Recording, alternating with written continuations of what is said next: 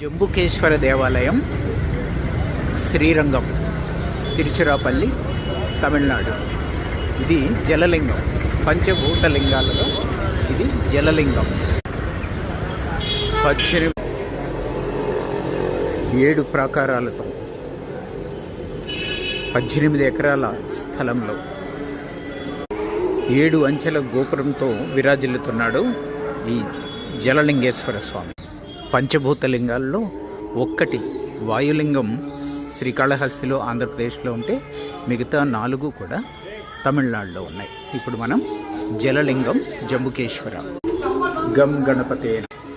కావేరీ నది ఒడ్డున ఉన్న ఈ దేవాలయంలో పార్వతీ అమ్మవారు స్వామికి కావేరీ జలంతో అభిషేకం చేస్తారు కాబట్టి ఇది జలలింగం అయింది.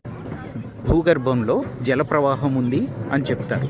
అంతేకాకుండా శివలింగం మీద పానమట్టం మీద కూడా నీరు పల్సగా ఊరుతూ ఉంటుంది.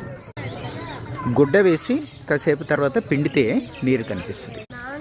సాంబుడు అనే ఒక యోగి స్వామివారి కోసం తపస్సు చేస్తే స్వామి ప్రత్యక్షమయ్యి, నువ్వు జంబు వృక్షంగా మారు, దాని కింద నేను స్వయంభూగా వస్తాను అని చెప్పారు. అందుకని జంబుకేశ్వరుడు అయ్యాడు. స్వయంభూలింగం జంబుకేశ్వరుడు. జంబు వృక్షం అంటే తెల్ల నేరేడు. ఓం నమ శివాయ. ఓం నమ శివ. ఓం నమ శివాయ. విశాలమైన ప్రాంగణం. ఈ ప్రాంగణం 5 ఎకరాలు. గోపురాలు అన్నీ ఉన్న ప్రాంతాన్ని తీసుకుంటే 18 ఎకరాలు. చాలా పెద్ద దేవాలయం. ఎన్ని ధ్వజస్తంభాలు! అన్ని వైపులన 3 ధ్వజస్తంభాలు ఉన్నాయి. కుబేరలింగం. ప్రసన్న వినాయక దర్శనం.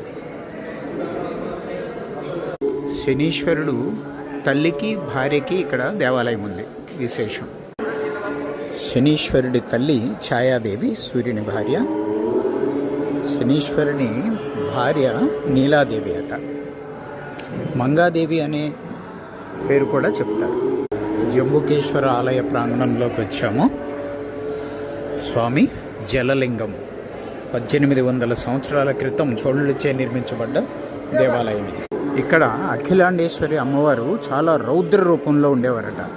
ఆదిశంకరాచార్యులు శ్రీచక్రం వేసి అమ్మవారిని శాంతపరిచి, అమ్మవారికి ముందున్న శ్రీచక్రం ఆదిశంకరాచార్యులు వేశారని చెప్తారు. అలాగే అమ్మవారి చెవులకు ఉన్న కర్ణాభరణాలు కూడా